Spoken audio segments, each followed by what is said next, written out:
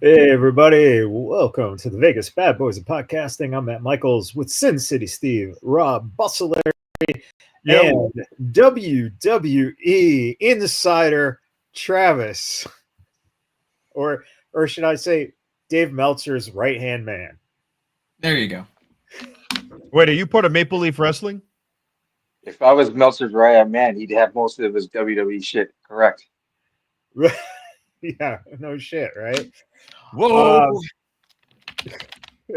Let's just say that this week we are getting to the week that has gone by with AEW, TNA, and WWE all having big shows. Steve, since AEW is now in the window about a week ago, and I know that you absolutely adored that show. You thought it was fire. You're just like, I can't get enough of it.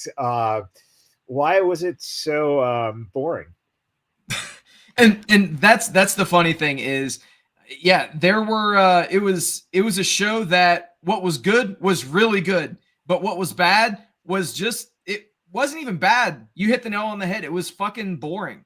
There were some things that just didn't need to be there. But there were some things that I thought were pretty fucking solid. And Takeshita and Ricochet got a lot of it was a very polarizing match, specifically online, because Right. you have Ricochet, one of the latest high-profile signings from WWE to AEW, and a lot of people said that he looked like he had lost a step, like he was running slow. And then obviously Takeshita, arguably one of the best workers in the business, one of the best wrestlers in the business right now. And I thought the match was very solid. I have to say though, Ospreay and Fletcher was fucking great. This match, obviously, the Melts gave it 5.25 stars, but in all actuality, it was a great match. I thoroughly enjoyed it from beginning to end. Clearly, Travis didn't, but what can I say? He's not a man of culture, so nonetheless. And then you had the John Moxley and Orange Cassidy main event. That Wow, match. a Will Osprey match that was good. Yeah, shocker, right? Oh, wow. What are we gonna do in 2025 with Mr. Billy Osprey? Oh my God, Meltzer, Bruv, I Jesus. don't like your attitude, bruv. Well, they need honestly, they need to start pushing him up the card. I think obviously they allowed him to put over Kyle Fletcher, so that was a Wait. land. That would mean he'd have to work too much if he was pushed up the card. Jesus. Didn't he want to run away from working so much? No, You not know, at all, the man. grind, he didn't want to do the grind. Come on, he Not at said it all. himself. He That said it one makes himself. little sense to me too, because if the guy's going to put over Will Ospreay, then I'm not going to put him up the card if I just put up Will Ospreay. Well, ultimately, the main reason why I'm saying that is essentially you're going to allow Kyle Fletcher to get a landmark win in his career at the expense of somebody who clearly he has a great connection with. They have extreme chemistry with each other, and it will allow for Fletcher to come into his own during the Continental Classic tournament, which is what's going to happen. I wouldn't be surprised to see Kyle Fletcher in the Final Four, if not win the whole damn thing. And quite I've got some honestly, chemistry with a chuckle fucker down the street, but I don't want to put it on TV. Well, there you hey, go. if you can get that chuckle I mean- fucker on this show, I want to put it on TV. exactly. I want to see that. I want to see that chemistry if you and a chuckle fucker are together. Yeah, It's another show. We'll book it. something like that. There's a lot of bumps. A lot of Isn't that the spots. name of the A? Isn't that the name of the AEW tag champs? Chuckle fuckers. Chuckle fuckers. Well played. You know what? I can't wait to see the combination when Offspray and Fletcher actually have the ceremony and they get married. I think that's going to be the best wrestling. 69, bruv. 69, bruv. Yeah.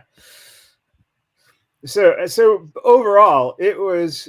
I mean, that match was absolutely well done and horribly timed. What the fuck are you doing? Why? There was nothing on the line. I don't get him. I don't get Mr. Fabulous Booker. Yeah. Essentially, not even his hair. He cut his hair for free on TV. Right. Yeah. The only thing that I can figure is that, like I said, this was essentially the inciting incident leading into the Continental Classic where he's actually going to break out. Otherwise, it doesn't make sense for them to just do it with, nothing on the line, as you mentioned. Yes, it was on a pay-per-view, but the stakes weren't high at all. It was just another match that honestly deserved more. The stakes were. No shit.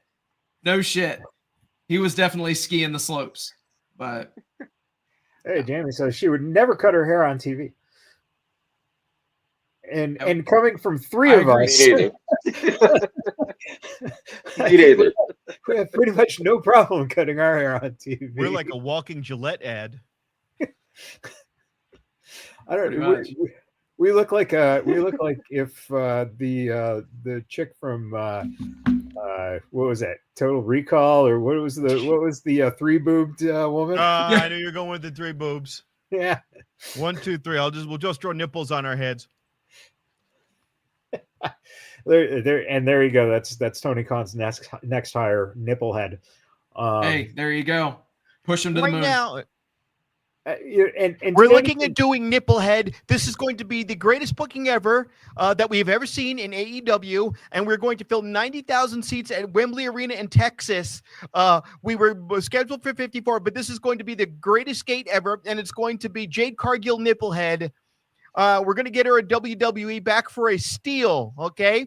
She's going to have her C4 through her C12 all fused together, but it's all right because we're going to have her win 60 more matches against Red Velvet. Oh my God. That could actually fucking the thing is, that's not too much of a leap. Like, that could actually happen. Straight from your mama's kitchen and right to the lost pile. Red Velvet. And bald is always in style. I agree. That is beautiful. Well, we here at Vegas Badboyz like everything clean shaven. Oh, that's right. That's what Ward said to the Beaver too. So, holy crap! Blew the dust off that joke. Blew it off of June too. All right, so. All right, so AEW, and just I mean, that was just the brief of the pay-per-view. And anything this week, did anything follow up? Was there anything of impact? Because I really couldn't find much. Sorry. Well, Steve. so I didn't even mention the absolute decimation of Swerve Strickland at the hands of Bobby Lashley. There's a lot more to talk about this pay-per-view, because okay. That's okay. Yeah. So, I mean, realistically, you have somebody who is a former world champion that it was, they built this guy up, man. They've made the show about Swerve, and you have Bobby Lashley come in, and like I said, you just have him destroy him. You have somebody come in from WWE. Everybody knows WWE. He has the branding. He has the aura. And what does he do? Right out of the gate, he destroys Swerve Strickland. Like, it was a glorified squash on Collision that was put on a pay-per-view. I'm so glad Swerve signed that contract. Isn't that how AEW is booked, though? The WWE guys always come in and beat up his guys, and then it's like, and if you look at the TV shows this week, Swerve moved on. Yeah. Swerve got his ass handed to him on pay-per-view, and now he's moved on to not someone above Lashley, not someone on Lashley's level. Yep. Right. Not someone who's even a singles wrestler. you know. So it's like, Yeah. and then people wonder, people want, and and then I'm sure, Well, that we don't want to conversation do the goes both ways broken because record of bashing AEW every week, but it's come on. This is the Yeah. guy I you put your mean, title on. This is the guy you put your title on this year. and now you've got him And feuding with Max Caster. now he's nothing, It's like, look you're not going to how put Max when, Caster over on that one. but I mean, look at the opposite side of how Damian Priest lost his title, and when did he lose his title? SummerSlam, something like that. Mania, SummerSlam, whatever. Right. And he's still in the title hunt. Right. But Tony does this with his chaps. Swerve isn't first. Yeah. That's happened to. That's You would lost the imagine title. that he would, with a guy with his mentality, would say, all right, I want my rematch. And then you have him lose that second time and you have it be on a sketchy loss, whatever you want to call it, interference, screw job. But at least then you could say, my champion is a champion and went back out there to regain what was his. Yeah. And let this character stay face. That is the essence of kayfabe. But if we're just going by just booking matches and looking at tapes and doing it like old ECW, early WCW days, then you build something up to drop it and forget about it, and there's no consistency. And it's not that they have bad chemistry in the ring for that individual match, but they're forgetting about the story needs to fall behind it. And they abandoned it over and over and over again. TNA doesn't do that, and some of TNA's halls are as big of booking as AEW. TNA might fill out a 3,000 seat arena or whatever you want to call those places, but sometimes AEW will, book for a 16,000 and get 3. So That they are changing that mentality, though. Thank God. they better. It realistically, that's the There, other thing that blows my mind. no, Everybody's been clamoring for them to book smaller buildings, and now that they are finally booking smaller buildings, everybody's giving them shit. So which one is it? It doesn't matter. Which one Wait, is wait, it? whoa. They're not booking smaller buildings. They're going from the Forum in LA to the Staples Center. Come on now. That's an upgrade in venue and seats. In right? that Like, instance, that's one Oh, instance. and now out of how we're many? saying in that market. Okay, well, what happened? Let's look at Texas. Yeah. Come on. If they can Does fill he 54,000 does seats he- in Texas, then that's good. And they didn't do that horribly at Wembley Arena too. All in two was decent. I'll give credit where credit is due. Yeah. Regardless, they need to make some pivots in their business, and I believe that they are making those pivots. So That's a year. We'll see what 2025 has in store for AEW. They're going to the Staples Center. Good luck to them. They pulled 10,000 for the pay-per-view, but then again, it's the pay-per-view. And I will say 10,000 in New Jersey, I'd say at least 8,000 of those people came to see the boom, but exactly. I like those guys, unfortunately. But that makes a lot of sense, right?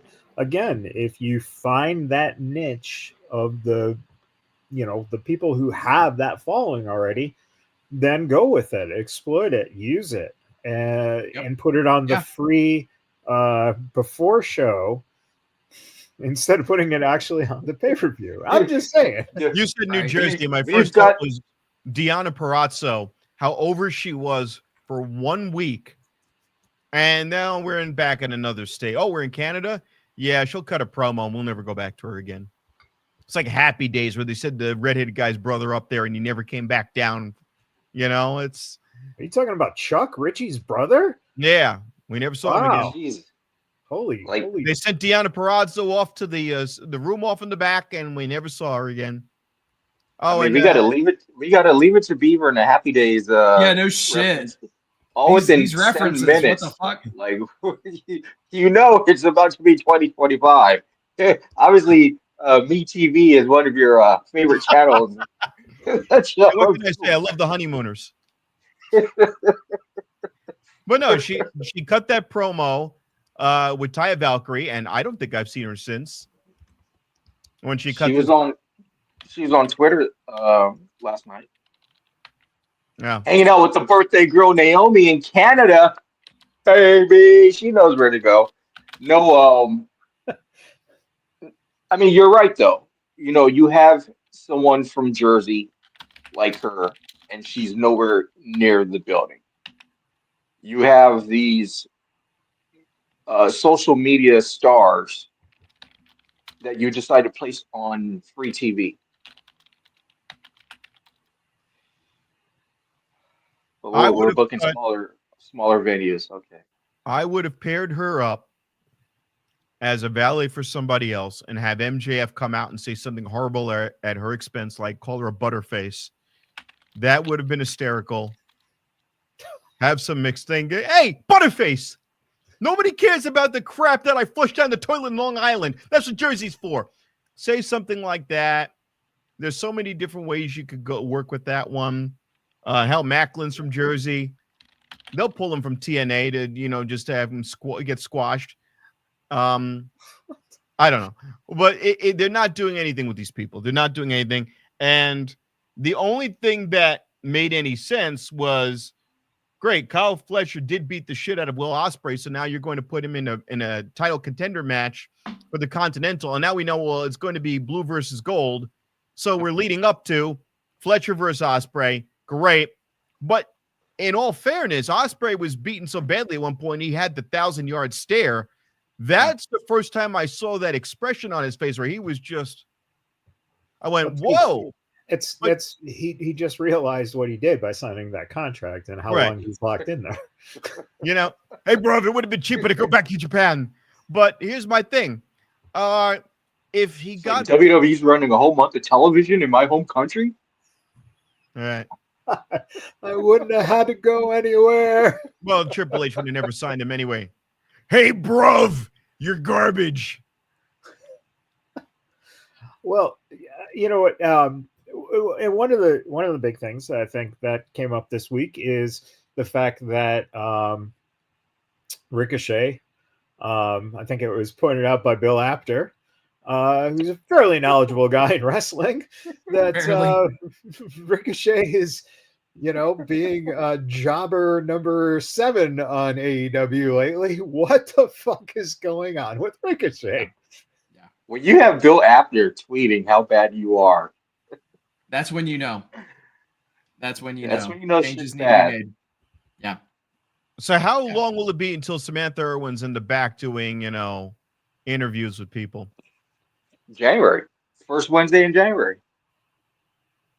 You know what? She thought she was going to be, I don't know what, the next Mariah Carey. She was one of the best announcers WWE had in a long time. When they brought back Lillian Garcia for that 1 week, I'm like, you know what? I'd rather have Samantha Irwin, because no one goes out there and calls Ludwig Kaiser. And you're like, Jesus, she's putting sauce on every name.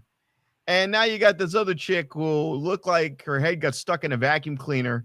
I don't know. Her head looks like it exploded. And I could say that.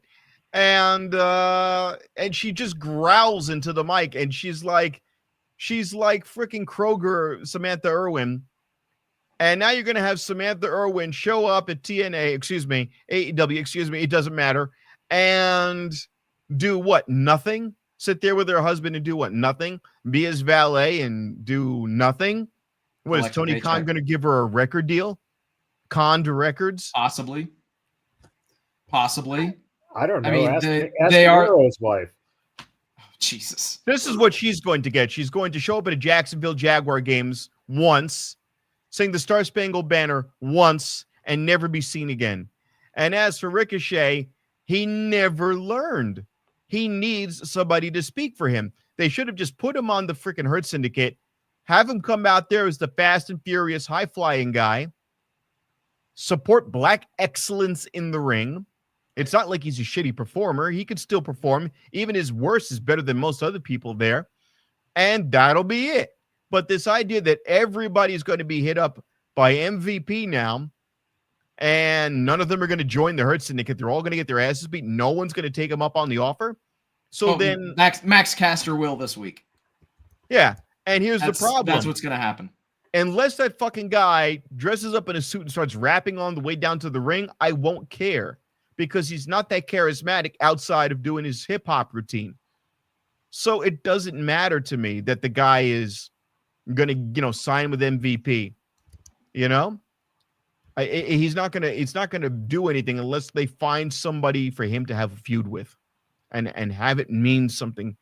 The problem isn't the talent in the ring. It's what they do with the mic and their storylines outside of the ring. And like we've been saying, TNA is not having that problem. They're not having WWE. I would say on their pay-per-view, premium live event War Games was 50-50. Some of the matches were slapped together and still executed well. Some of them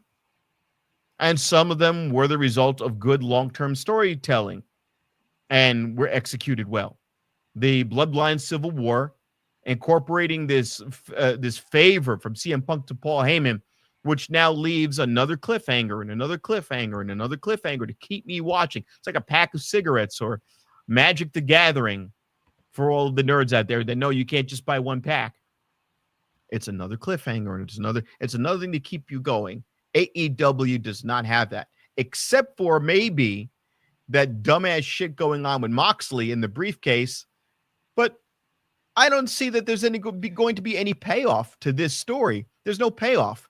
Why do you need a briefcase? You have Michaels knows the payoff. Tell him. You know what the payoff is. Shane O'Mac. Right. And that's the thing. How long are you going to drag this out for? You have to attach whatever the payoff's going to be to a pay-per-view.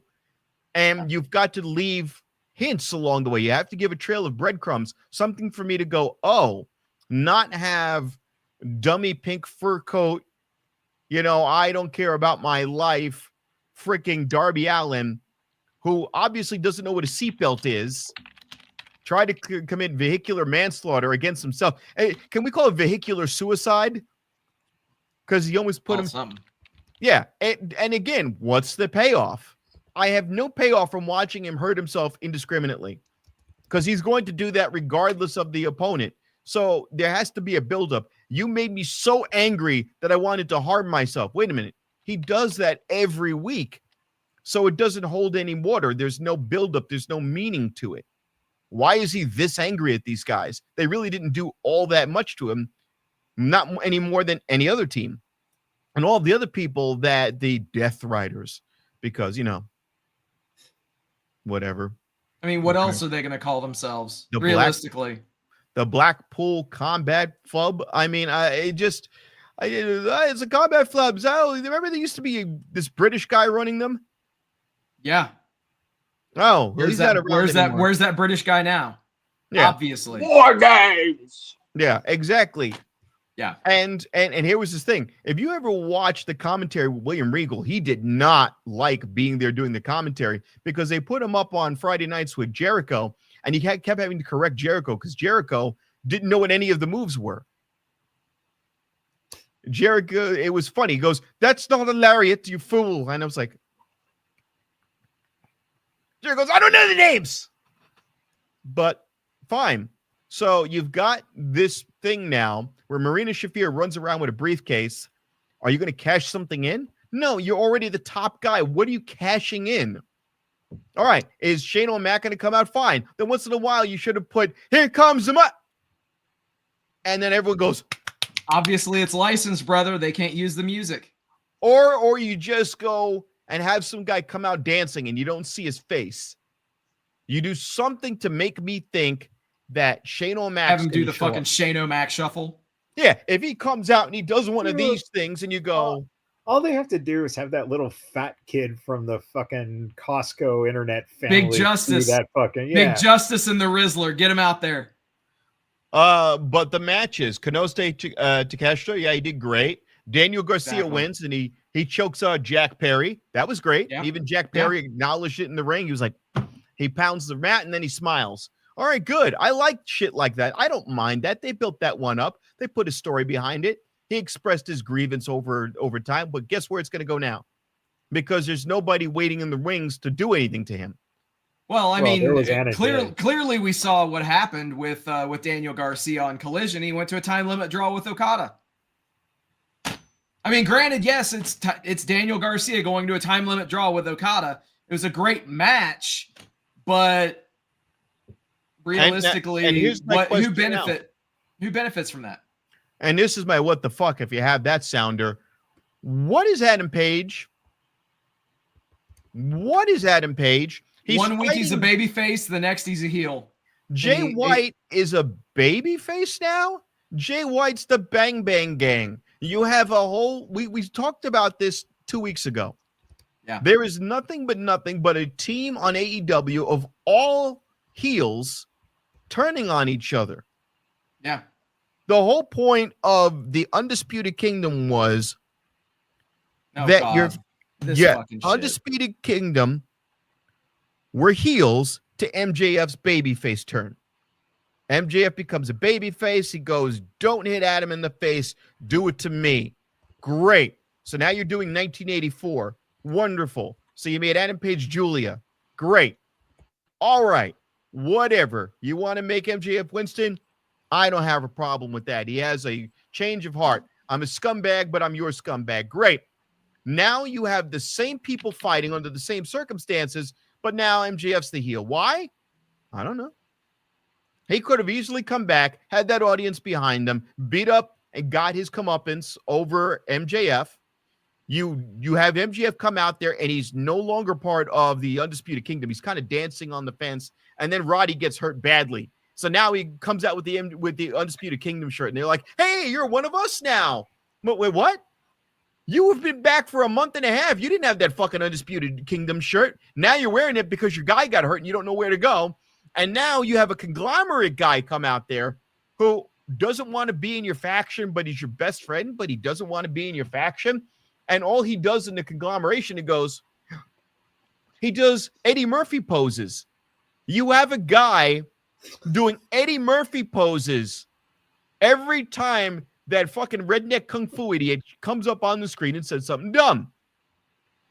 So every time Mark gets on the screen and says something crazy, your contribution is you go, and that's it. And then you're followed up by Willow Nightingale. And what does she contribute to the conglomeration? I will say this, though. When she speared Marina, that got a loud fucking pop. Like, the crowd was pretty, that's because she hurt her joints. She's probably got fucking sciatic nerve damage. But regardless, like, it was, I know Michaels hates her. I know you fucking can't stand her. No, but, look, people love Willow for one reason or another. Right. But I do have to say really quick, one thing. That spear becomes meaningless because on the pre-show, a fucking 8-year-old speared QT Marshall. So I'm just saying. Wait a minute. Who fucking cares? Wait a minute. But an 8-year-old also gave a Hurricane Rana to Kenny Omega. So let's just. That's one of the greatest matches of all time in New Japan Pro Wrestling. And Kenny Omega gave her a backbreaker for her troubles. All right, Travis, weigh in on all this mess so we can get off this fucking shit show. Well, I mean, Rob mentioned the Hurt Syndicate, the undisputed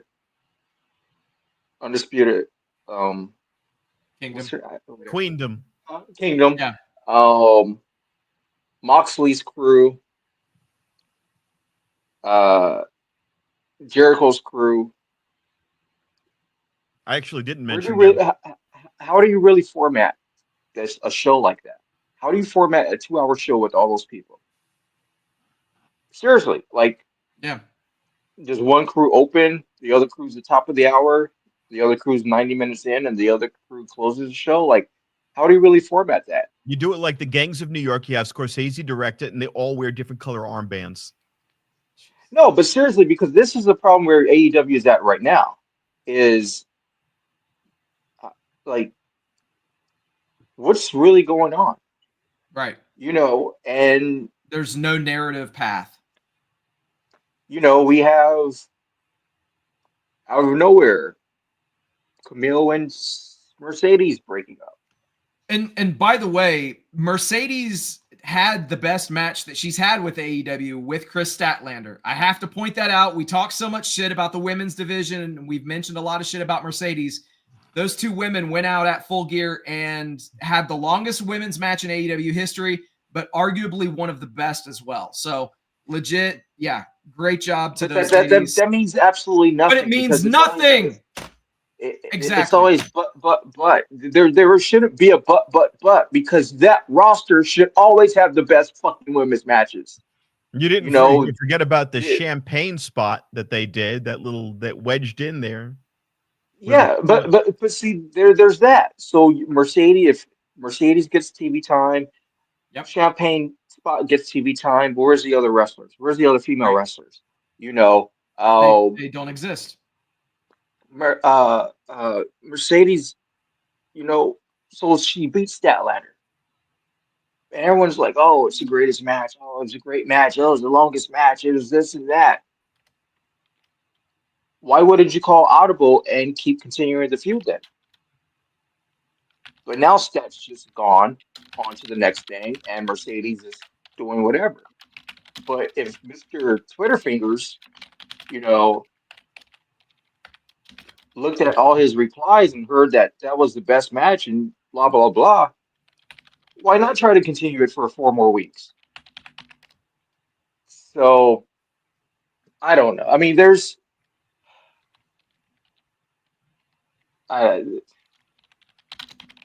the same story every single pay-per-view month for AEW. Yeah, what I didn't understand. Everyone complains about the build-up. Everyone complains about the go-home. The pay-per-view comes and everyone jerks off to it because it was, the 7-star matches up and down the list. 7-star matches up and down the list. And then 4 days later on Wednesday, when Thursday the ratings come out, it's still 628,000. Right. They're not drawing any new faces. What did that pay-per-view? Don't worry, no, guys, you're being very disrespectful to the Iron Workhorsemen who will show up the following Wednesday to job themselves out. And then the rest of the wrestlers will be waiting at a bus stop with Sunny Kiss. Ultimately, you have to make all of your shows actually make it feel like they're worth something.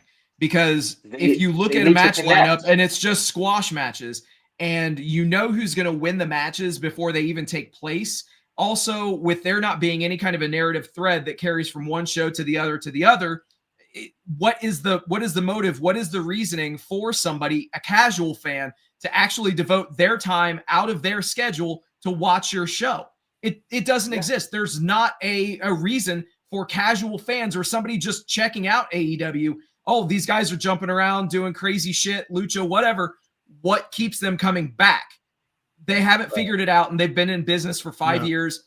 And I have one observation of all of this, which is kind of surprising to me. Now, obviously, we are the premier wrestling talk show. Of course.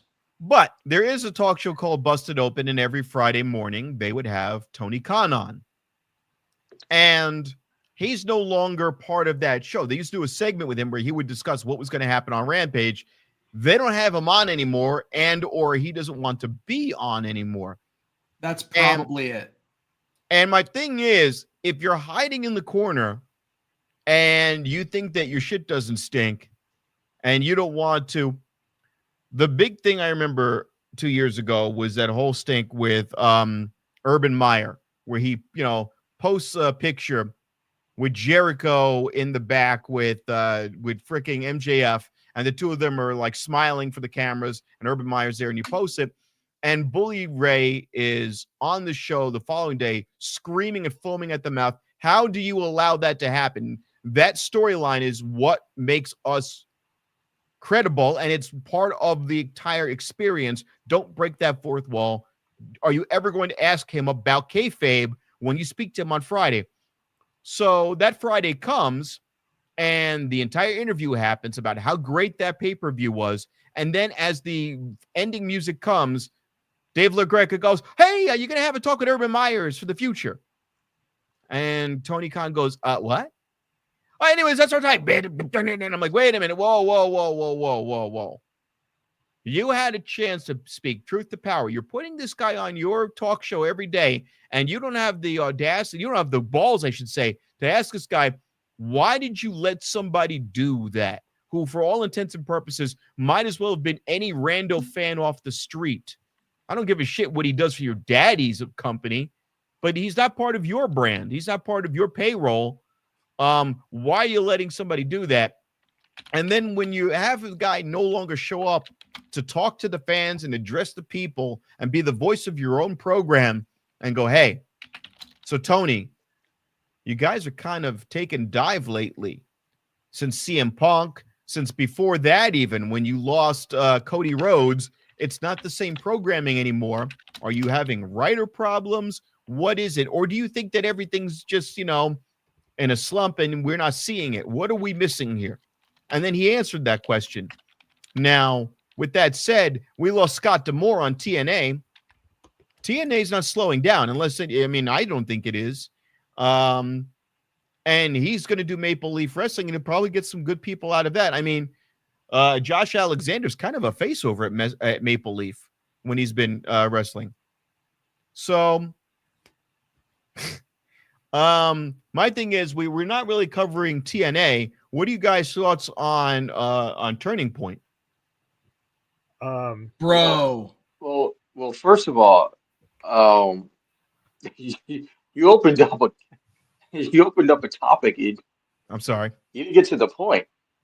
That's Busted Open Rob. AEW. Have you met Rob?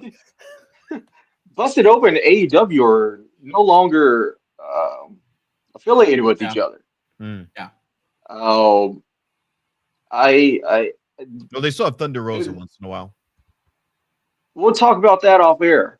As far as the show though, but yeah, you could see Busted Open really has WWE fingerprints all over it now. Yep. Tony, I don't know what Tony's business is on Fridays during the NFL season, but yeah, he was gone before the NFL season started. Plays into another story. Clean out the locker room so he could get a bonus check for. But here's the deal, though. Who are the top wrestling podcasts out there right now? People may say Busted Open. People may say Bischoff. People may say Kevin Nash. People may say Cornette. If you say those four, Tony's not going on any of those four. Exactly. So you have to look beyond a wrestling podcast at that point. I'm sure there's a few others that are, if he goes on to he pops up on the Observer podcast every now and then. He'll I don't know if he pops up on Fightful with Sap or anything like that, but he has done Rich Eisen's show a couple of times, but obviously largely because of the tie-in with the NFL. But yeah, but they don't ask him those questions. Not that any of these podcasts actually ask questions. Exactly. But if you listen to his media calls, he doesn't even answer the questions in general. So no podcast is even going to get that from him. If LaGreca really did wait till the last 10 seconds to ask a question, it's probably for the best because you were going to have dead air if he asked it during the show because he doesn't answer those type of questions. And that's just, like I said, listen, I'm not making fun of the guy, but if you listen to his media calls, he skips over those questions. Yep. So, I don't know if he actually has a home as far as a podcast at this point, which is something AEW is missing because, like I said, with WWE touching, being in a working relationship with Busted Open at this point, you have a home for SmackDown USA, a home for Monday Night Raw for Netflix, a home for NXT for CW. So, and that's where Tony's missing, and the shows, the connections of the shows. Bloodline, WWE technically has a draft. Bloodline drama happens on SmackDown, but you hear a video piece, you see a video piece of that situation on Raw. On NXT weeks where there's a pay-per-view, where there's an NXT pay-per-view, you will hear about that on Raw. Connecting whatever to NXT the next night, which connects to that following Saturday. So there's stuff that WWE they won't recap everything from the other show, but they'll connect at least one major point to make you think, well, fuck, like I'm watching Raw and they just recapped this Bloodline stuff. Is someone going to show up tonight? Is someone going to show up next week? Look how the Bloodline showed up on NXT 2 months ago. So Right. it's like, and that's what AEW is missing. So like no one there could be hurt that Rampage got canceled. You never even try to connect your Rampage to any of the shows. Not at all. Not at all. It wasn't it's like, must see. Yeah. Like what's wrong if you have Dynamite and you're taping Rampage right after? That's kind of an advantage. Like, how come he hasn't even tested the waters of doing a main event on Dynamite that doesn't end during the live broadcast, but it blends over into Rampage that Friday? Sure, the live audience gets to see it for free, and spoilers, whatever. Who cares about spoilers? They don't really It matter. just so happens they're wearing the exact same ring attire they were wearing 2 days ago. They're But still, they're still wrestling. no, you still play it up because that's never been done. Yeah. Like, why not try it? Yeah. It's like people can sit and make fun of it, but it's never been done. So you don't know. It could work. Obviously, you don't do it to the extent where it happens every week. That's something you would probably do like maybe twice a year. But like, why not try it? You've got to look out of the box. He wants to try doing his show in Australia that blatantly failed before he even got started. He's trying to he's going to run a show in Texas. And if you really notice, they have not talked about ticket sales at all. And that's scary. Tickets have been on sale. They have not talked about ticket sales at all. That's scary. So, you mentioned all this. I remember TNA did a show in India and they put the belt on Sanjay Dutt, and that was a huge deal. Of course. I mean, WWE did the same thing. Look at how they had the India show coming up, but they put the title on Jinder. Yeah. It's like you and then took it off of him right before. Yeah, but tickets were already sold and they were going and they got their money out of it. Yeah, I mean, obviously, Yeah. But they did for the build up, and it's like Tony doesn't do shit like that. It's he puts the title on. I mean, we've talked about this before. He puts the title on Thunder Rosa in San Antonio to sell a few tickets, and the next week they're saying she needs a green card. What? You just put the title on her, and now you're saying she needs a green card? They use those exact words, and then you wonder why you're talking about Mansoor. You wonder why your Latin stars are no longer happy, why your Latin audience is dropping, because you say shit like that. Exactly. And you turned all of your Latin wrestlers under the careful care of the ultimate Latin manager, Jake the Snake Roberts. El Snako. What the fuck is that? Well, I gave away the Murder Hawk Monster, and I got a bunch of Mexicans. And before I have them mow my lawn, we're going to talk about winning some matches. Well, let's just we've ripped them a big butthole, but let's be honest, Collision's ratings are still strong on Monday night. But it's like, so he does a specialty Lucha Libre show this past Saturday. Well, was that Collision or Rampage? I think it was Rampage. Rampage. He does a Lucha Libre show. Why? You just had Mexican Heritage Month, and you didn't do a Lucha Libre show there. Didn't do anything. And you want to do a specialty show on a random Saturday that's going head-to-head with Survivor Series. It's more like saying, hey, we did this, but hey, we got fucked because Survivor Series. Is like, no, like,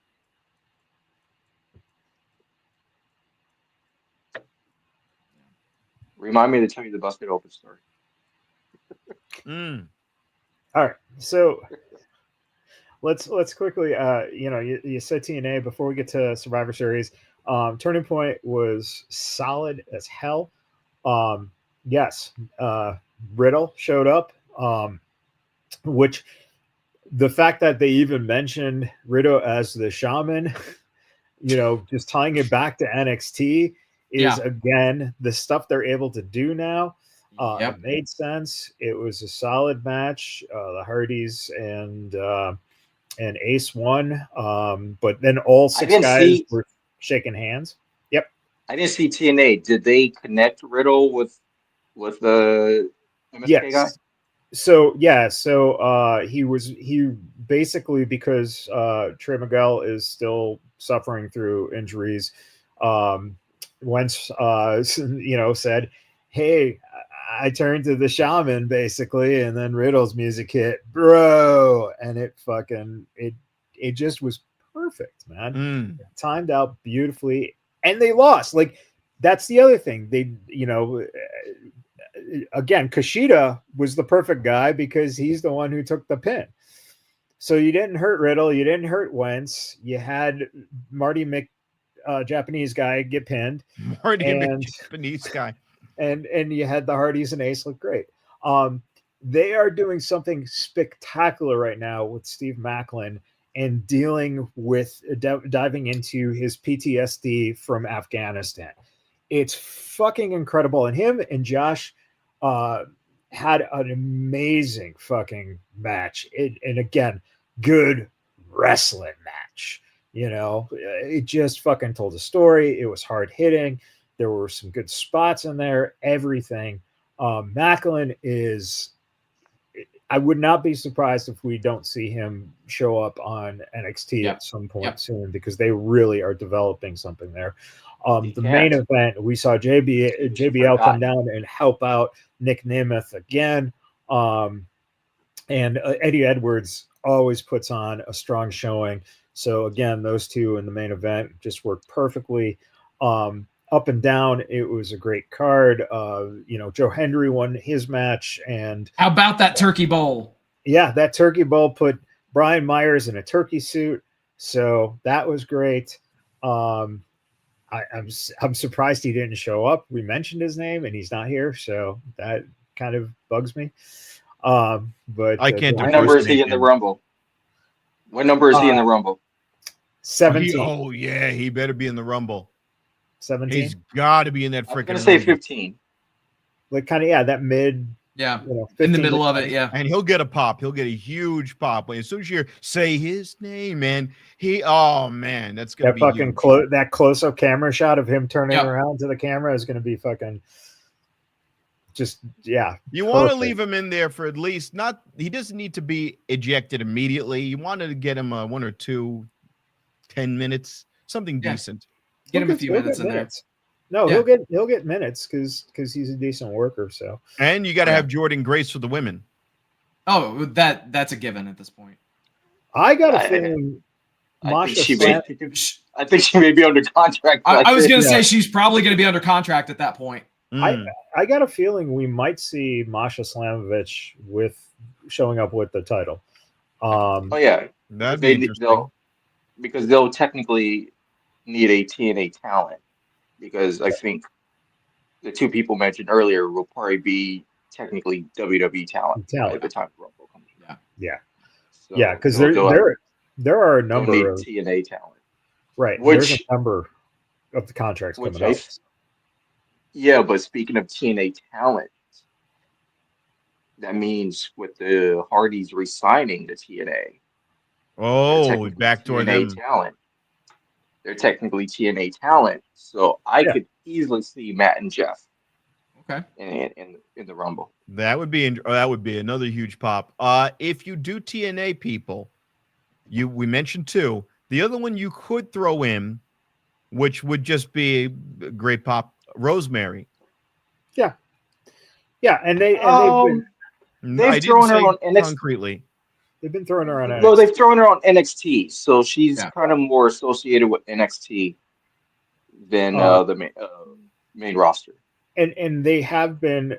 So what you could do is Rosemary actually came out and was eyeing the championship match. So when Slamovich won, Rosemary, her presence is there.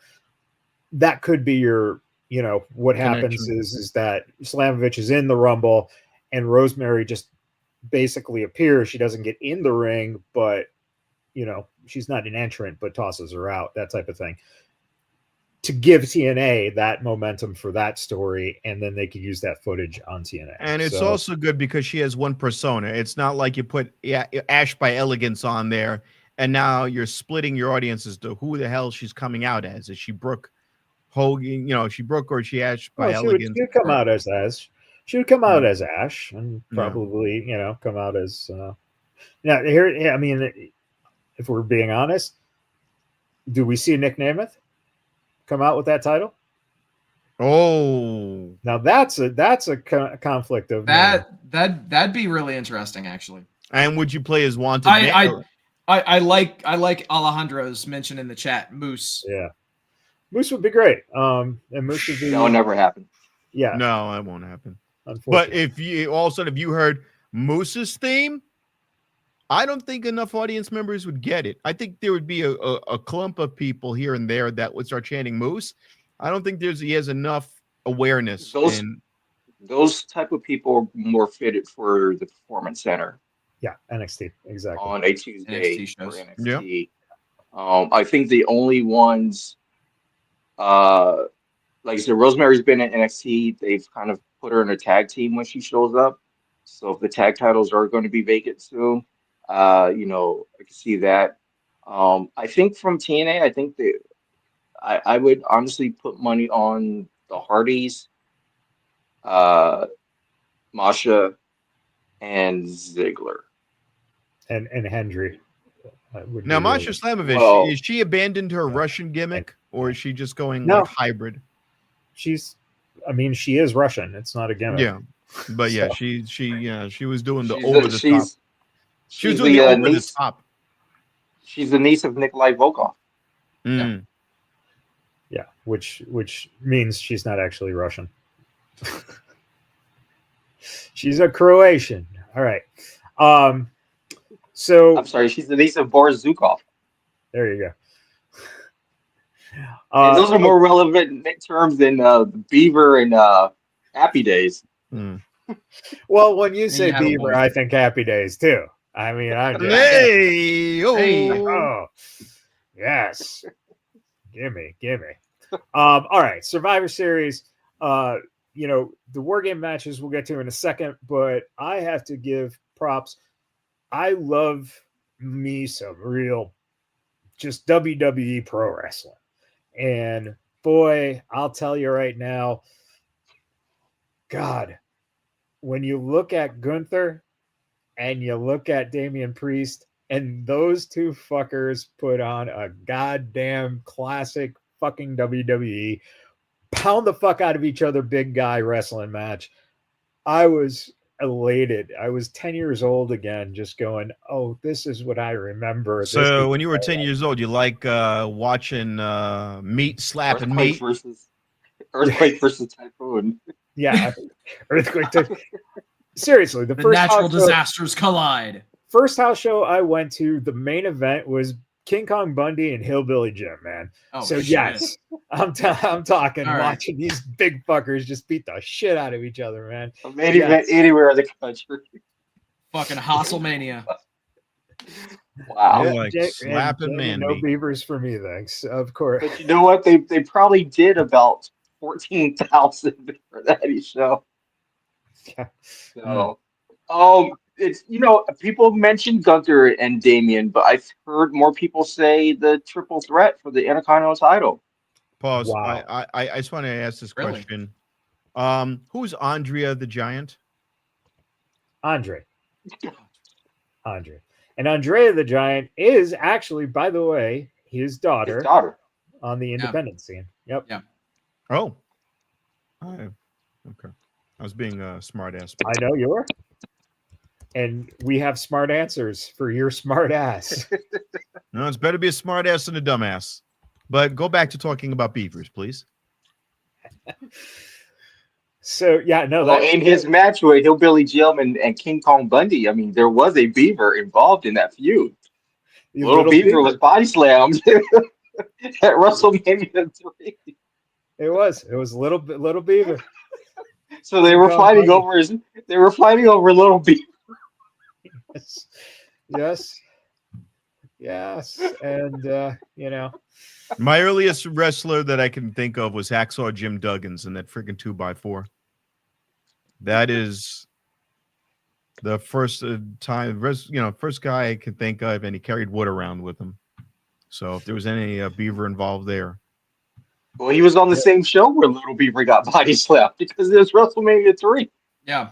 He was. And amazingly enough, Rob's first memories of wrestling gave him wood. So that's perfect for pro wrestling. Yep. Speaking of giving wood, let's get back to Braun Breaker.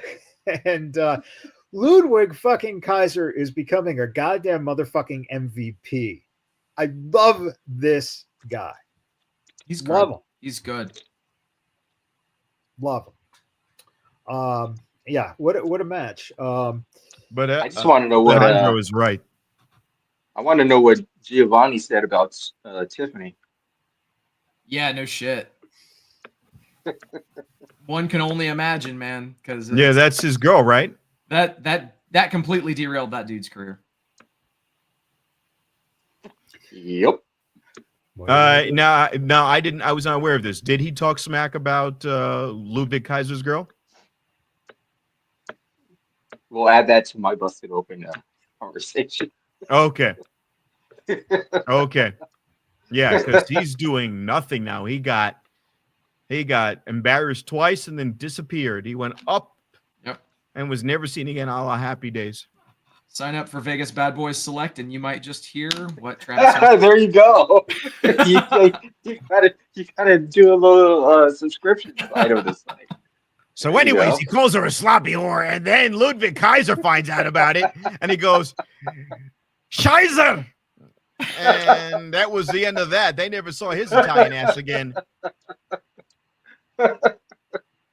Right now, he's making freaking pizza for a living. Might as well be. But yeah, Ludwig, Braun's a stud. I mean, the fans were chanting his name, dude. It was fucking sick. it was cool because you had Sheamus the Vet, which is weird to say, Right? in there with those two. He's 46. And it's funny because it's you have so many people that don't matter shit on the performance center and the concept of the performance center, and then you look at that match and you realize two of those people were products of it. And I get it. Kaiser, second generation, had it in his blood, did it in the UK, but came over to the US and still had to go through that training system and the NXT system and look and see what they produced. Easily Kaiser and Breaker would have a excellent match one-on-one with no gimmick finishes again soon.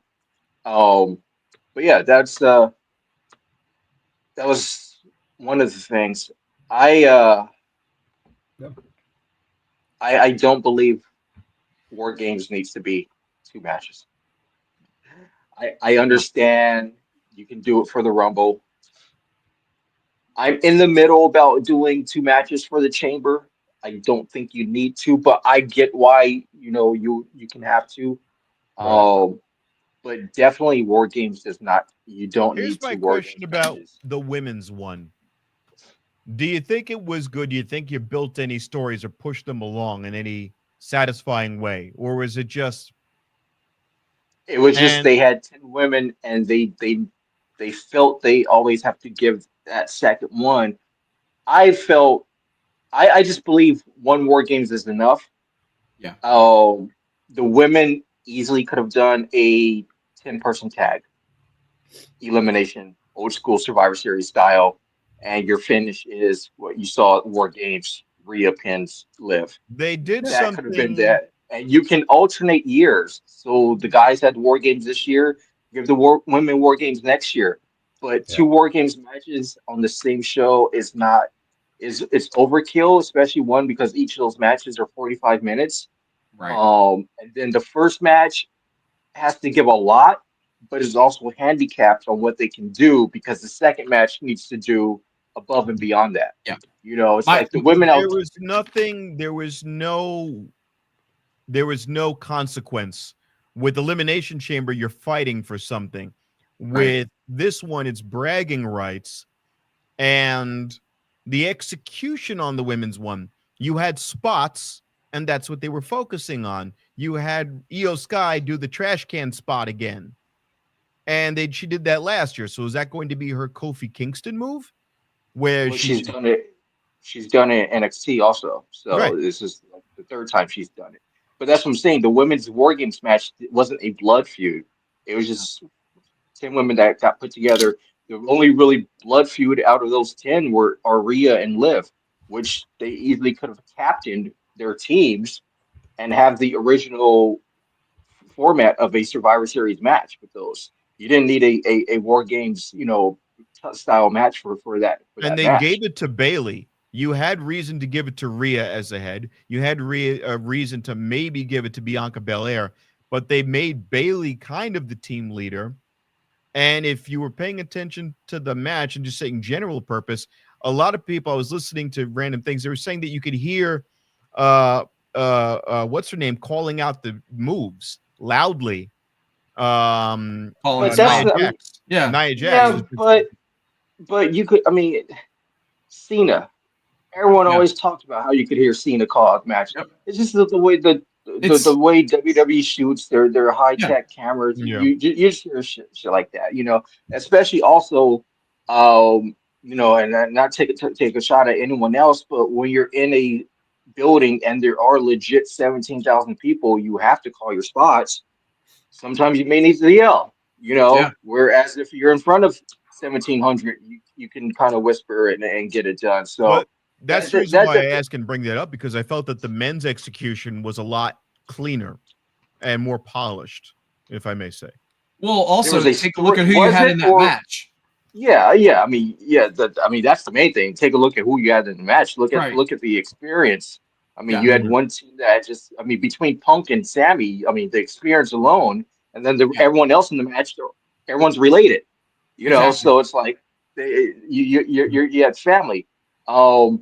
The storytelling think- and the way they introduced everybody was so excellently done by bringing out the new bloodline all at once and then introducing the OG bloodline really in order of importance, to the point that you have Uso come out left through the crowd and built up the most excitement, even more than Roman Reigns.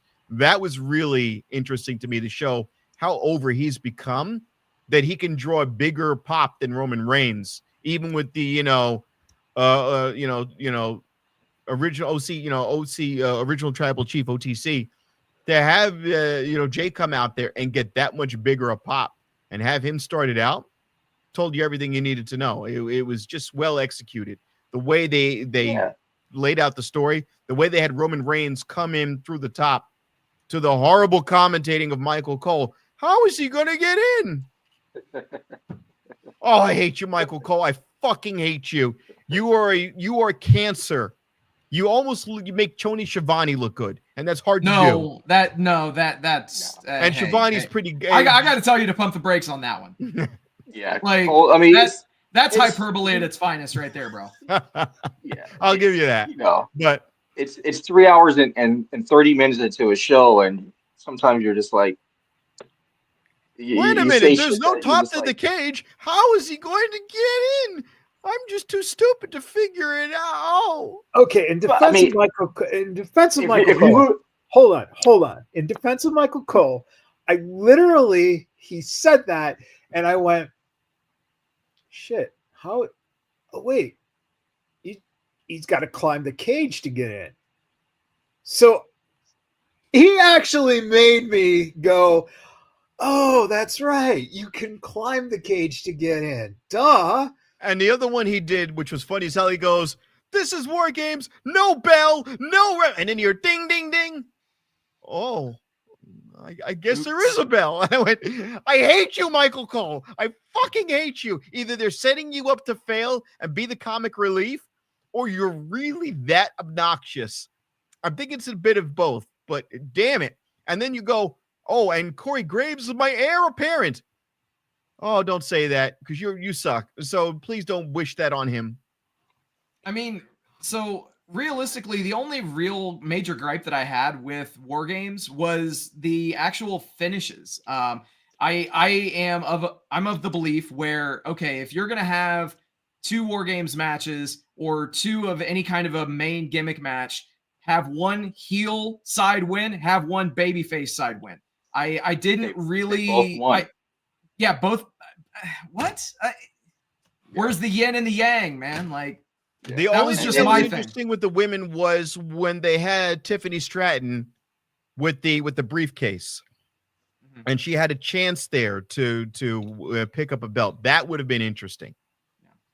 Yeah, I mean that was a cool spot to see. You know, it was like, wow, both champions are laid out right now, and she's got Yeah. the chance to cash in. You know, but that was a cool visual for sure. They didn't, you know, and so like people are like, oh, there were no surprises and no one came back, and it's like, but if you really look, last night's show was just all about visuals. Yeah. It was just they were getting footage.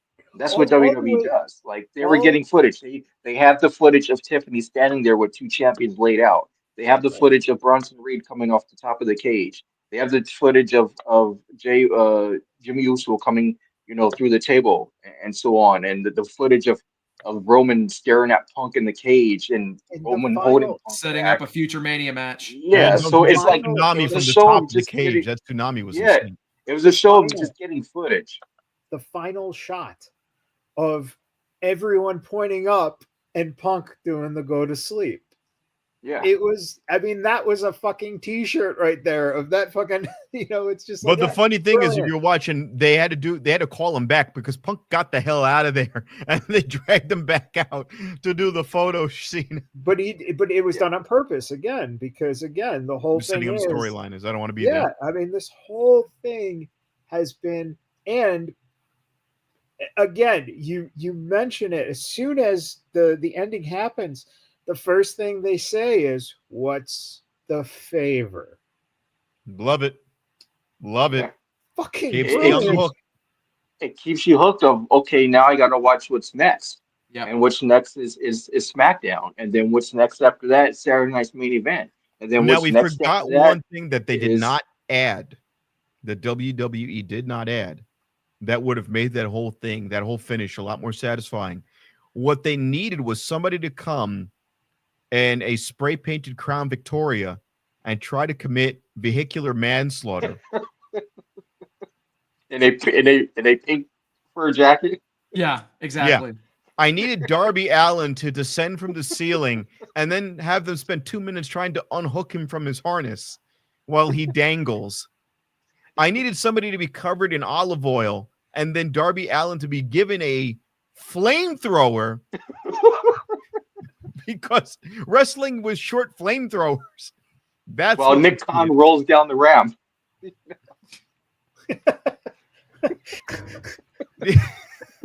Where was my fucking flamethrower? Jesus.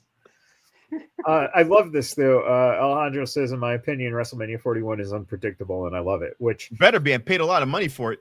And Which our, is- and our former friend DJ is homeless now because of it. Pretty He's much. Yeah, listening at the Friend over local. here. I know him He's for- at the I'm local friendly. YMCA. Listening. When I saw those, like, you know, Wednesday premium select tickets, and then I saw how much it was, where Daryl told us he was sitting on, oh Jesus, and I'm not throwing him under the bus. I know roughly about what he gets. He's going to be working for a very long time. No cruises for him. It's like, Jesus Christ, was that for one day? Oh, that's right. Oh God.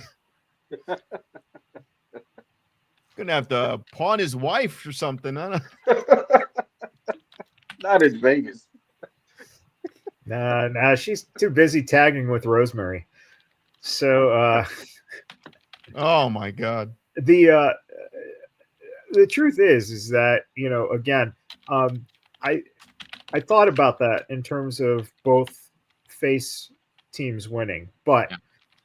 that actually, I think, to me, just shot up something, and that is, if both face teams won, we are about to see something with heels that is going to arc. And I got a feeling we're not going to, we're going to see something where there's going to be a lot of disappointed fans that heels are going to be going over for the next few months. I'm going to say his name again, Tyler Tonga. He's supposed to come in here and upset the system. But I think they have to, because he's from Huntington Beach. From Huntington Beach, Tyler Tonga. Woo! Yeah, bro. Hey, bro. Riddle gets repackaged. Riddle.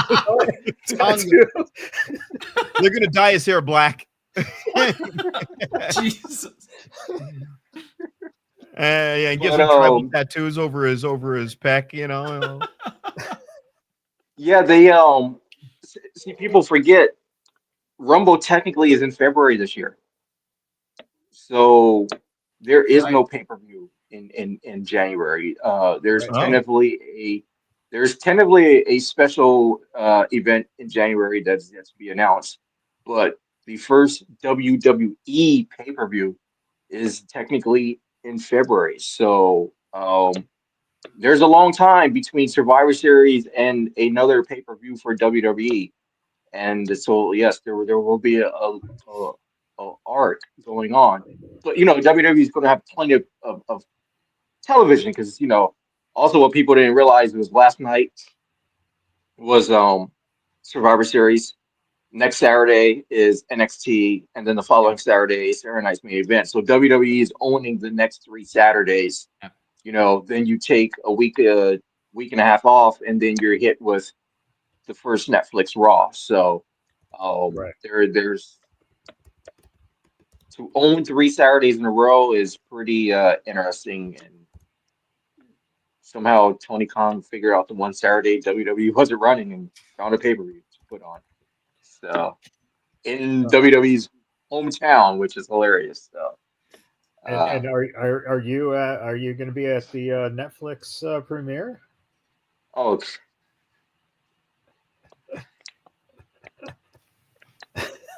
he's just like, you talk about Daryl spending money for WrestleMania. Oh God, I do not know how these people. These fans, I just looked before we came on the air. They're currently that's a lot of Uber and Lyft coming our way. So 12,000 tickets have been sold. The cheapest ticket, not secondary, the cheapest face value ticket for that event was $183, not including taxes and fees. Jesus. $183 for a Monday Night Raw to sit at the very top of the venue. Now, Travis, your driver's going to want a 5-star rating. He's got to pay for these tickets. Or DJ. If you get DJ or Travis 5-star ratings,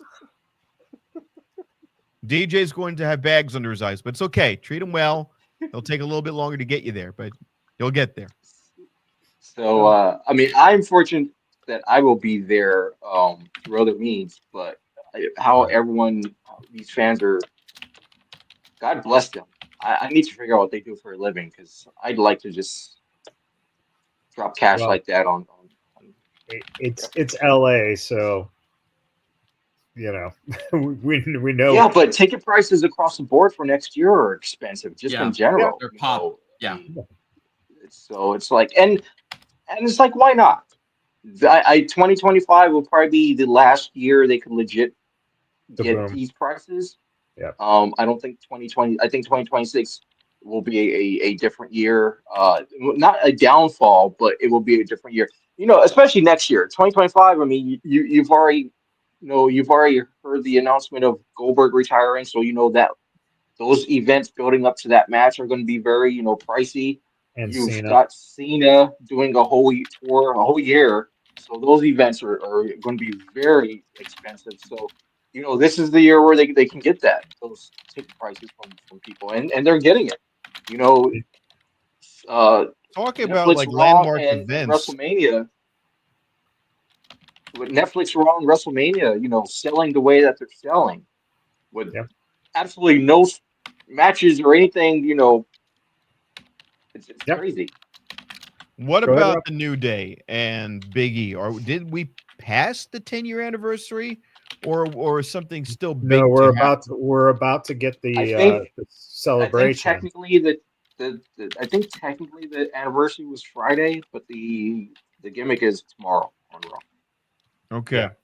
Yeah. And that was, by the way, one of the best fucking promos in the history of wrestling. Those two backstage fucking killed it. And any of those kids out there who want to fucking learn how to do a promo, fucking watch those two, their intensity, the fucking honestness, the shoot aspect of everything. But it was also the small things. Yes. And the one thing that was so small that most people didn't pick up was, as Kofi walked away, he said, "I'll see you at the reunion." And Woods said, "Anniversary." You know, it's something that small because it's not a reunion. You know, they've been together. It's an anniversary, so it's stuff that small. You know, and something like that, I know for a fact was totally Xavier's thinking, to throw something like that in there. But yeah, it's stuff like that where it's like, But it means a lot. I said this, you know, they're playing it where both guys are kind of being dicks to each other, because Kofi Kingston is just making, at least the way they're writing it, mistake after mistake after mistake that could have easily been avoided had he just listened to his partner. You know, yes, there was some selfishness on the part of Woods, but he was giving out practical reasons why not to get involved, why not to jump in and say to somebody, "Oh, you got involved in this match and you stuck your neck out and you have nothing to show for it. We were the tag team champions, the best in the world, and here we are helping what? You know, we're gonna help out. You know, what are those not American made? Alpha Academy. We're gonna go help Alpha Academy out. We're gonna get ourselves. You're gonna get yourself beat up for nothing. What do you have to show for it? And now you dragged me into it. Oh, I got speared or I got run over by, you know, Braun Breaker. For what? I didn't ask for that. You didn't need that. Listen to me. I'm going to call the shots. That's interesting. I'm going to call the playbook. They need one or two things. Either split them up, or you're going to have Big E come out there and mediate. But that's what I was about to say. Big E was the host of the pre and post show. And so, like, on the post show, they did bring it up. Like, you know, are you headed to Everett on Monday? And Big E's like, I've been paying attention, and we'll leave it at that. So, you know, in suspense. Yeah. Because they're still running that stupid, you know, singular or cricket commercial, I should say, with Alpha Academy, that old one. So, but they have that show that you know, that prank show out there with all three members of the New Day, and they keep airing it. I'm like, all right, you could still break them up, but it would be better if you did some long-term storytelling where they have to have Big E come back out there and bring these guys together and get them back on track, or be their manager, be their freaking manager, and have him come out ringside and hype them up. I would have no problem with seeing him in a suit, hyping them up in the corner. It depends. It depends what he wants to do. You know, I mean, if he's getting paid to do what he's doing and not have to be at TV every week, then, you know, why not? I think that's the AEW formula. So he, you know, he does a lot for the college game days and so on. And I think that's a bigger presence of utilizing him than having him in a corner as for his tag team. Because realistically, you know, with so many teams coming in and so on, like where would New Day really be if they were tag champs? You know, it's like the Vikings can't even get the tag titles right now. So it's like the War Raiders or whatever that is, which is but the War Raiders are a hell of a team.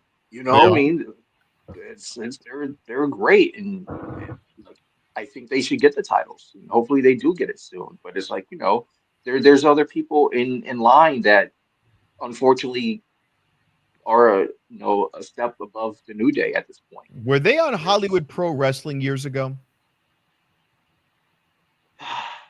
I remember years ago seeing they may have made one appearance, but not like as a Viking with their Viking persona. Because I remember a guy came with a leather kilt type gimmick, and he was a heavy set guy doing real acrobatic moves. And then years later, I see these guys come on WWE, and I'm like, wait a minute, it's got to be the same. Well, actually, so I think it'd be Ivar. Mhm. Pretty much only gained weight once he came to like NXT. If you look at their ROH stuff, Yeah. he was about the size of Eric when they were in. So the size Eric is now was the size Ivar was when they were in ROH. Yeah. So And they were yeah, What you're saying is he yeah. got married and he put on weight. yeah, I don't know when he got married. I think he's been married for quite a while. No, I was saying he got married to Eric and he put on weight. Oh, they've been together forever. Yeah. Forever. Like so, but yeah, I mean, between them, the Creed brothers easily could be tag champs. Creed Oh, brothers yeah. are I mean, great right now. They are I really good. I would honestly love to see, even if it's only for 2 to 3 months, I'd love to see Chad have the IC, the Creed have the tag, and Ivy get the Intercontinental. I've got And one you have problem with those that. That could be dope. You've got those this four one as the group that's not being used. American champions. That'd be Where dope. what are you doing with the Wyatt Six? You have them show up once a month, basically. It's all right. It works. Yeah. It works. Why overdo it? It works. I mean, if you noticed, for I think the month of October, Jay was only on TV once. Because they felt that at some point they felt they were kind of getting, the entrance was getting kind of burnt out. Yeah. So he was off TV for a bit, and and then look, he's back, and now he's the last person to be announced, in Survivor Series. So for the Wyatts, yeah, it works. It's not it's not a match. It's not an entrance that you need to see every week. Exactly. Yeah. Make the entrance a special attraction.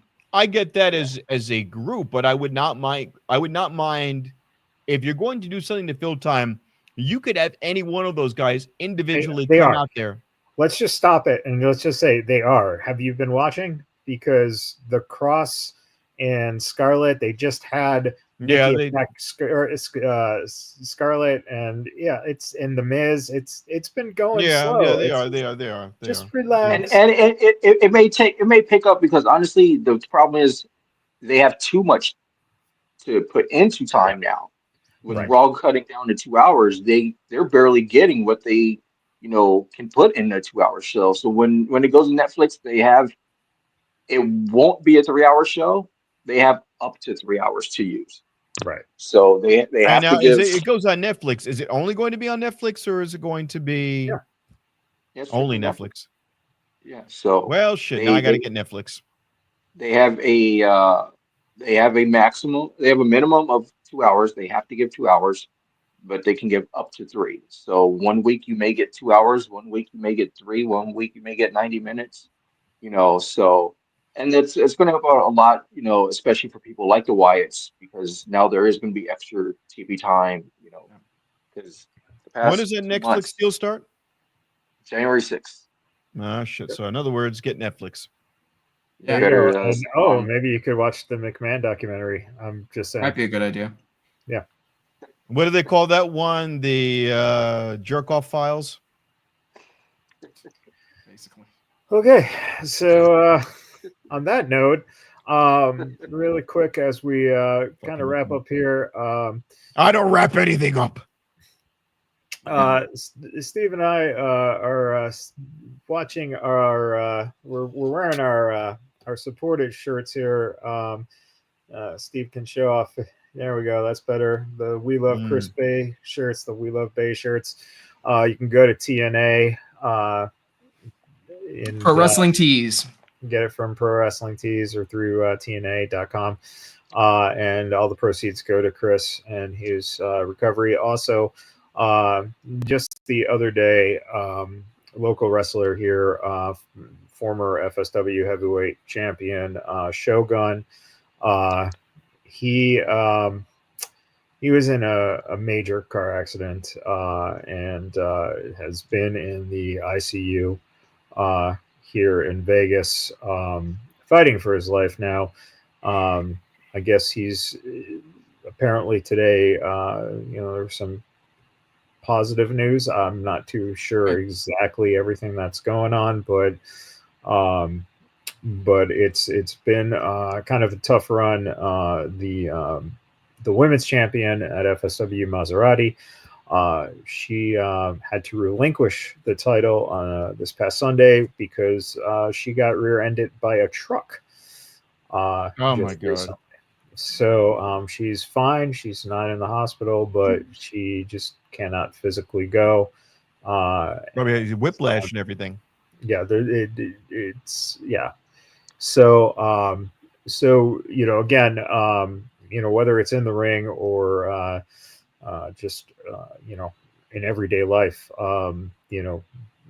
we forget that performers, no matter if it's on the huge scale or on the small scale, lives can change quickly. So appreciate everyone, support your local companies, support the talent that is out there, because you never know when they might not be able to do this. I didn't have a Chris Bay one, but what the hell does that say? Funny Bone. Oh, he's got a Funny Bone shirt on. That's All supporting local talent. exactly. Mm-hmm. Ah, supporting Bruce Canada. Hart. Canada. Love La Did you Canada. say Sonata? I don't think he's local either. And Jamie's wearing a Meshuggah shirt. So There we go. there we go. And we got a fit check all around. Good shit. Right. All right. Wrapping up. Travis, final thoughts? It's good to see Nakamura back. Yes, Good to see- congratulations, new Winning. Just champion. the timing is interesting. A month before New Japan, Tokyo Dome. Yep. I will let you guys figure that one out. Yep. Because it wasn't. It's not a coincidence. So He's wrestling be Kenny more- Omega in New Japan. Is that what you're saying? he finally wants a 17-star match. Oh shit. But yeah, the timing was not a coincidence. There is a reason he's back at this point. Trust me. January 5th, maybe? They know what's going on in Japan. So, and no, it's not with New Japan. I will say that it's not with New Japan, but they know what's going on with Japan. So. All right, Rob. Well, usually I have something to plug, and I do this time, although it's far out. It's Saturday, January 18th. I'll have a show on the stand-up comedy show hosted by Summer Sinclair. I will be featuring, and you know damn well that Donald Trump's going to be there in full force, okay? Unlike the charges, I will be there in full force, showing America why so many people, billions and billions and billions of people voted for me.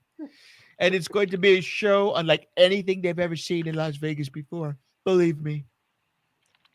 It's funny, Travis. If it wasn't for that asshole, we wouldn't know each other. That is true. That is All right, true. what did I miss there? We both worked on The Apprentice. Yeah, That's how I met Matt. yeah, that's how we got to know each other. I had them mop up the floor after many sexual escapades. We had them clean up on aisle 7. He was Matt was one of the drivers for the cruise.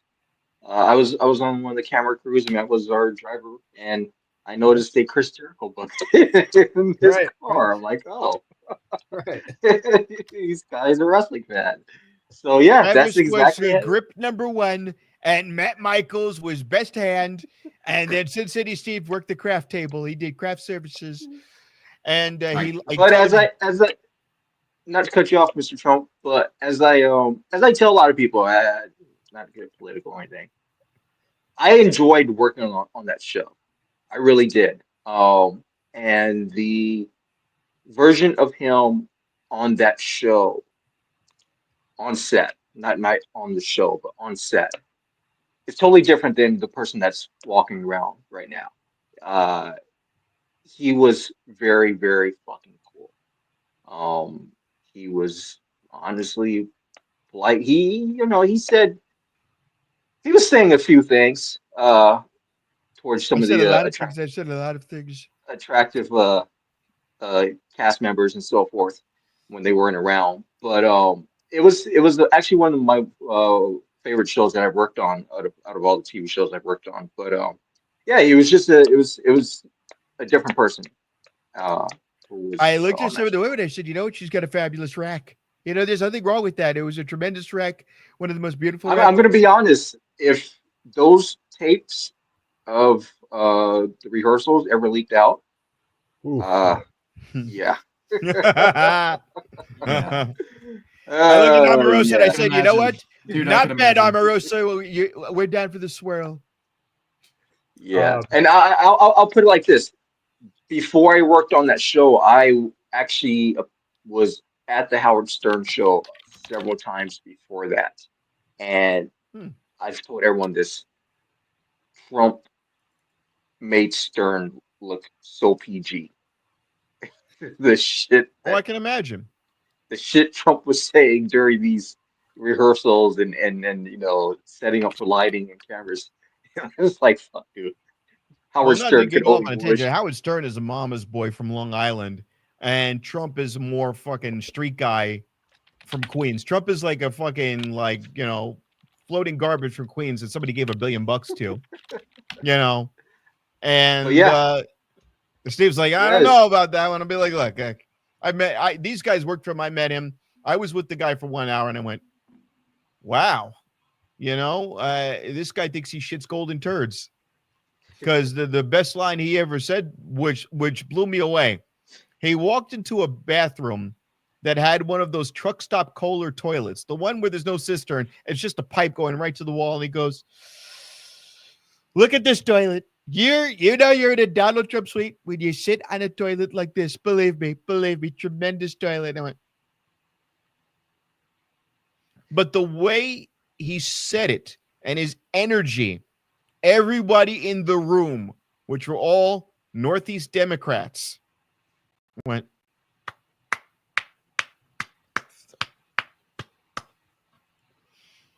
that was it. It was 2007. They, if you excuse me, Nina Lowe, get on the ground, I would have pissed on your mouth. You would have been like, they would have done it because I was the only one. I looked at that fucking dead animal on his head, and it turned out it wasn't. It's just the worst, actually the most intricate come over in history because he walked out of his limo like he was fucking Ray Liotta and Goodfellas, afraid to get out of the car because he was going to get clipped. And he got clipped. A gust of wind knocked his hair off, and he had to mat it back into position. It came off in sections, and he was trying to rearrange it. He had a spray red hair. It was the most bizarre thing. And the whole time in the elevator, I was with him. Like that 1 minute, I was just staring at him. I couldn't take my eyes off it.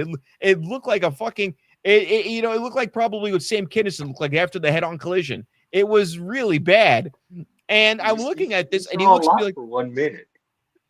He looks at me going, "This all this in 1 minute? You saw the toilet, the piping, the gust of wind? No, the toilet came later. The toilet came later. That was a hell of a minute. That was a lot in 1 minute. That's like an AEW match. That's a lot in 1 minute. And then Fucking great work rate. And then at the end, Darby Allin came and tried to run him over. So disrespectful. But yeah, Matt, that's how we met. It was on The Apprentice.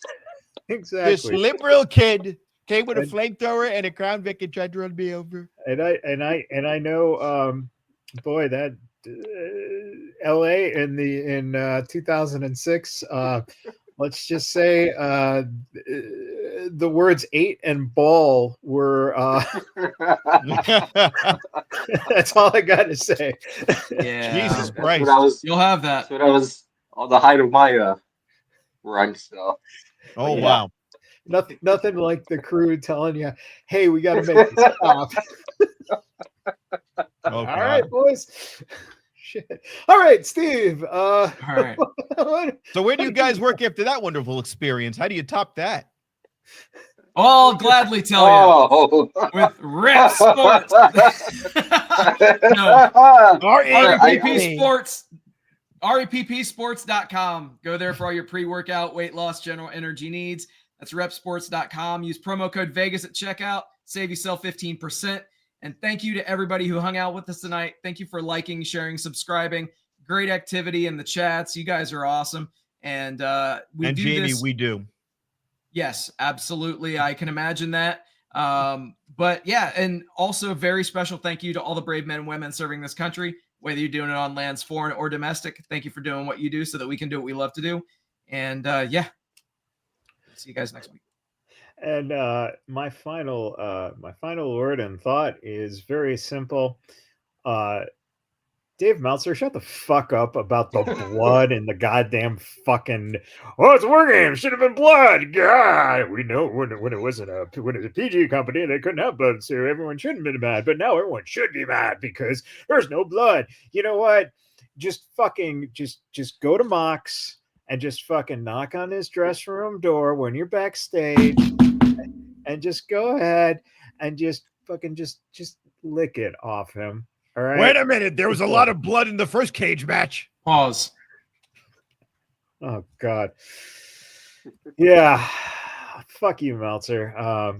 But thanks for wearing the Badboyz shirt on your show. Yeah, no shit. Thanks for the plug, bro. All right, everyone. Until next time, happy wrestling, everybody.